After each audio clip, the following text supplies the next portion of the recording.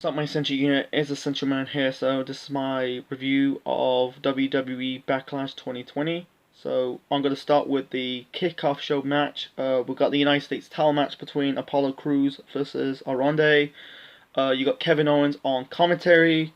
A decent match. Apollo Crews hit like a powerbomb onto Aronde to win this match and retain the United States title. So the first match to kick off the main show, we got a triple threat tag team match for the WWE Women's Tag Team Championships.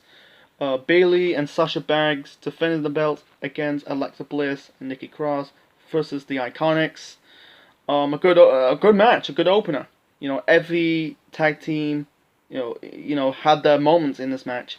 The only nitpick in this match is Peyton Royce. Yeah, I think it was Sasha and Alexa kind of fighting on the ring apron. Peyton Royce hit like this type of botchy, clunky type of suicide dive. I think he's trying to. I know. I give Peyton some credit trying to knock both Sasha and Alexa into the crowd, into the other competitors, but Peyton also was crushed into the other competitors as well. It was like, eh. In the end, Sasha Banks got the victory. She rolled up Alexa after Alexa hit the Twist of Bliss onto Peyton Royce. So, yeah. Bayley and Sasha retained the tag team titles on the show. And I'm guessing they're going to drop the tag team belts at the next pay-per-view. And then at SummerSlam, it will be Bayley versus Sasha for the women's title on the SmackDown brand. So that's the opener. So the next match, we got Jeff Hardy versus Sheamus. This was a really good match between Hardy and Sheamus. Like, Sheamus was kind of like shitting on the crowd. Basically, you got people, the other wrestlers were behind the plexiglass. They call it, what Sheamus call them? Enablers. And basically, Sheamus was shitting on the commentary team. That was the commentary team for Backlash 2020 is Michael Cole and Tom Phillips, and also Samoa Joe as well. Anyway, so yeah, basically when Sheamus do the 10 punches on the chest near the ropes, he said to Jeff, "I'm gonna beat those demons out of ya." Basically, the storylines. Basically, WWE's doing the whole storylines, bringing up Jeff Hardy's real life personal problems in a storyline. That is like point taste. Jeff had some moments. Sheamus did like the Irish curse backbreaker. I think Jeff Hardy kicked out the white noise. Yeah, Jeff had some moments of his own. He hit Sheamus with the twist of fate and the swanton bomb, but Sheamus got his foot on the ropes. Jeff in the end, he was about to do like acrobatic type of daredevil move on the barricade, but Sheamus hit Jeff Hardy with the bro kick outside of the ring, put him back in the ring, hit another bro kick to win this match. So I thought Jeff Hardy will win on this pay-per-view. Because they had a match weeks ago. Jeff Hardy won the first match. So Sheamus won the second match at Backlash. I'm guessing they're going to do the third match, the rubber match, at Extreme Rules. Don't know. So moving on to the next match, we've got the Raw Women's title match between Asuka versus Nia Jax. The match was okay. It wasn't like, because, it was like an okay match. Like for the bulk of the match, but basically Asuka was locking some submission holds onto Nia. An armbar, the octopus. Nia did some, power moves. In the end, both Nia and Asuka got counted out. That was bullshit, because doing a double count out, it's similar to getting disqualification. It's like, yeah, it was bullshit. I understand they're trying to protect both Asuka and Nia, but I think Asuka need that win because she lost to, right, weeks before this match, she was losing to Charlotte not once but twice on Raw. It's like, what the hell? And they'll probably do a rematch at Extreme Rules, but they're going to do a three-way match, or triple threat match, Asuka, Charlotte, and Nia for the championship. And my theory is Charlotte's going to win the belt at Extreme Rules. That's my prediction. Early prediction for Extreme Rules. Yeah, not a good match. And then we got a 2-on-1 handicap match for the WWE Universal title. Braun Strowman versus Miz and Morrison. Before the start of the match, basically the storyline is like Basically, like Miz and Morrison trying to pour not white paint, green paint onto Braun Strowman. They accidentally pour it on the interviewer. Basically, you have Miz and Morrison smashing Braun Strowman's car. Strowman kind of really flipped over a white truck with Miz and Morrison inside of the white truck. I prefer one like Strowman flipping the ambulance when Roman Reigns inside from 2017. That was way better than this. Yeah, before the start of the match, basically Miz and Morrison did they did a music video on Braun Strowman. That was funny. Yeah, and then Strowman kind of interrupt the music video. Yeah, this match between Braun Strowman and Miz and Morrison, it was okay. It basically like predictable that Strowman would win. Miz and Morrison had some offense. Strowman came back, hit the running power slam onto Morrison to win this match. And I think it's just a one-match feud. I don't know what's the next opponent for Braun Strowman. I don't know what's next for Miz and Morrison. I think they could be remain as a tag team or breaking up. I think they're better off as a tag team. I like the stuff with the dirt sheet. Like they were their first run as a tag team. They were doing the whole dirt sheet segments that were funny. I don't know, man. So yeah, it was an okay match, but it was so predictable. Okay, then we got the WWE Championship match between Drew McIntyre versus Bobby Lashley. Really now Lashley's doing using a full Nelson lock. I don't understand why. I'm guessing they reference that because like Lashley from years ago, from I think it was 05, I think it was 06, 06 or 07, when Lashley broke the Master Lock. This is from like 2006 or 2005. When Chris Master was doing the Master Lock challenge. Anyway, so yeah, Lashley broke the hold. Yeah, in this match, really the first minute of the match, basically Lashley was locking in the Master Lock on McIntyre. Drew, they kind of broke the hold. I thought this match was gonna end, but instead they continue it. It was kind of a dominating match for really physical between Drew and Lashley. Basically it was back and forth. I think like Lashley locked Drew in an ankle lock. Drew hit Bobby Lashley with an Alabama slam. I think Drew locked Lashley with a Kimura lock. And then in the end, you basically had Lana came out. I know I like Lana's hair. I don't like her in that color. I prefer her as a blonde than this type of brown. Anyway, so Lashley accidentally knocked Lana into MVP.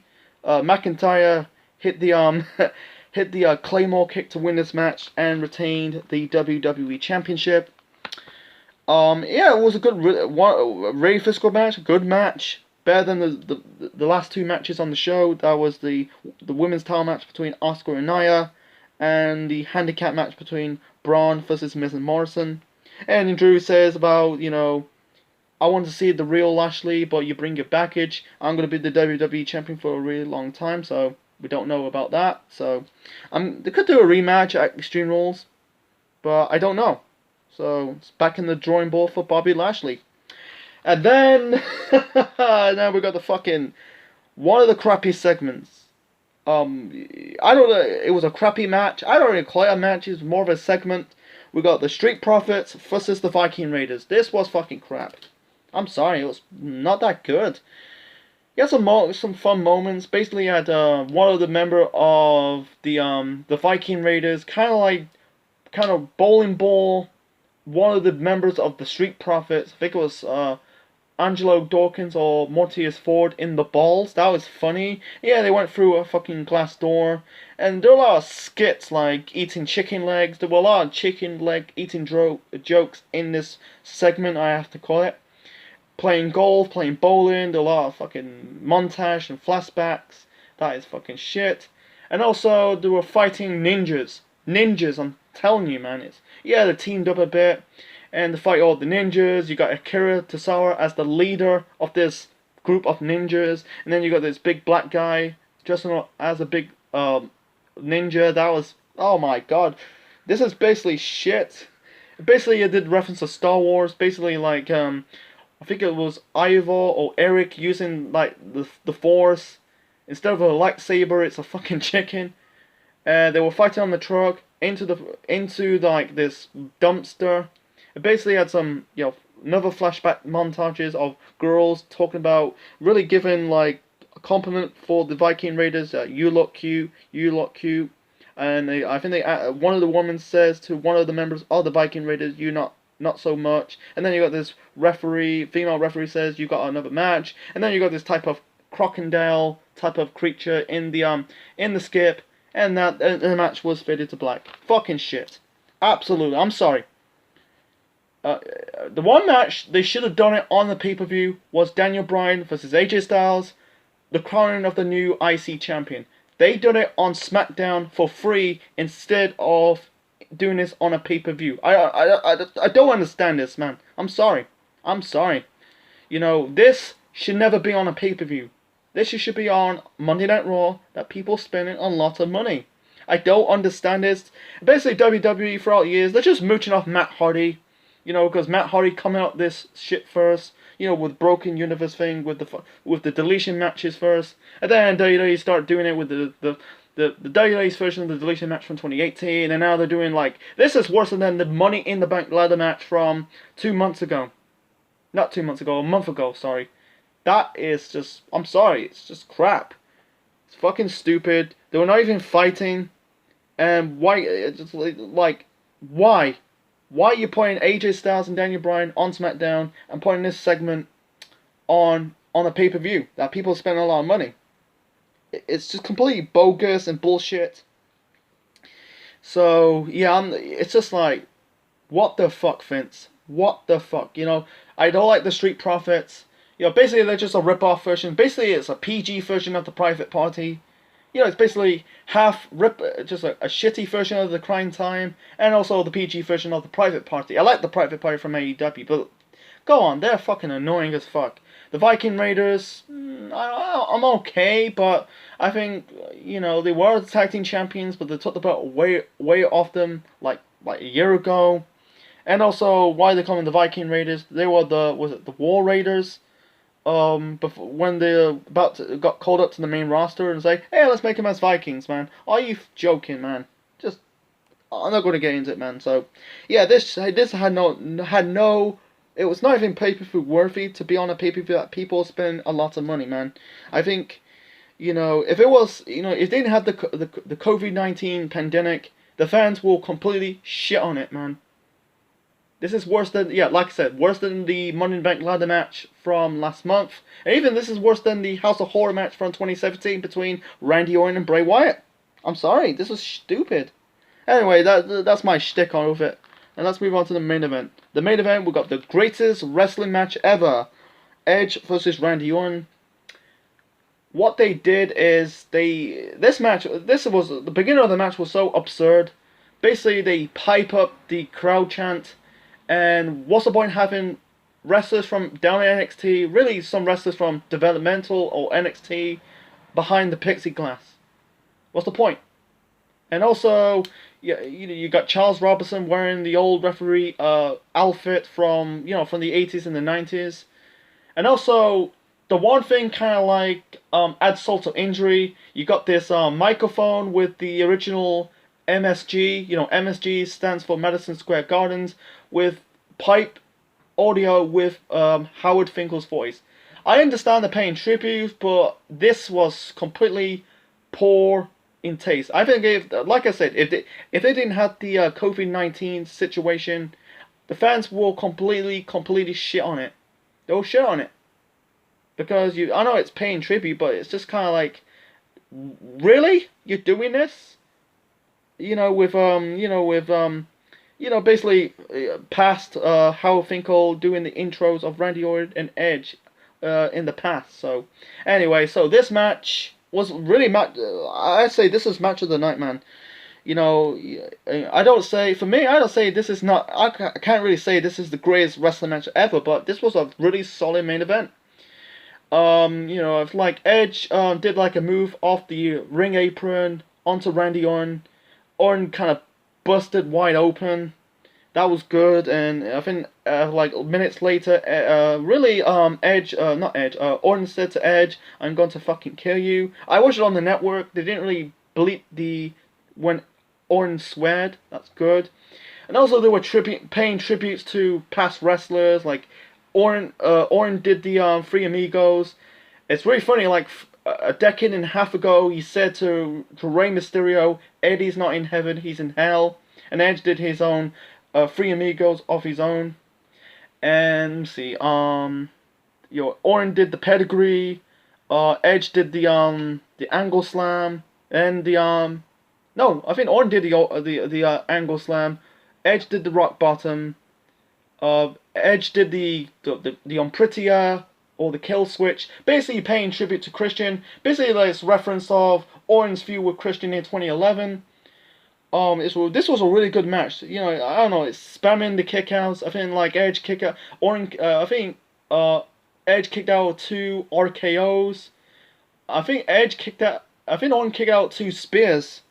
So yeah, this was really good. In the end, I think Orton low blows Edge, punting Edge in the head. I think it's the first time Orton used the punt kick since punting the Big Show in the head at Extreme Rules in 2013. He won. Yeah, Orton won this match, and basically he said to Edge, says, "Go home to your family. Tell Uncle Randy I love you." And that's it.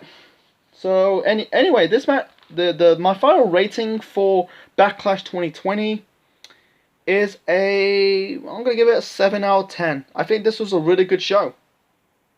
Not a really good show, but this was a good show. I think it's one of the best shows of 2020 so far. I think, like, I can't say it's one of the candidates for best shows of the year or pay-per-views of the year. So yeah, I say on the good matches, I say the tag team title matches. The tag team title match between Bayley and Sasha, Alexa and Nikki versus the Iconics, Jeff Hardy versus Sheamus, Drew versus Lashley, and Edge versus Orton. They're in the good. In the bad, Asuka and Nia, Braun versus Miz and Morrison, and also the Street Profits Viking Raiders bullshit.